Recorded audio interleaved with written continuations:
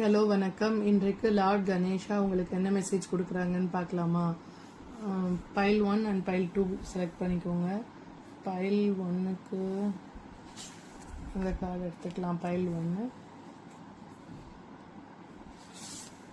File 2 இந்த card எடுத்துக்கலாம். ஓகேவா?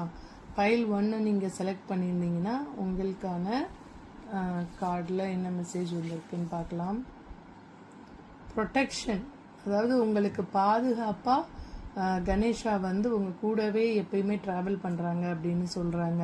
உங்களுக்கு எப்போதெல்லாம் கஷ்டம் வருதோ அப்போல்லாம் நீங்கள் லார்ட் கணேஷாவை நினச்சிக்கோங்க.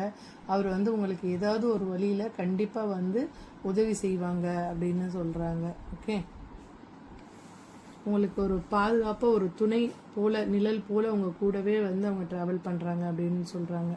ஓகேவா? செட் 2 செலக்ட் பண்ண உங்களுக்கு என்ன மெசேஜ் வந்திருக்குன்னு பார்க்கலாமா? Wow, super.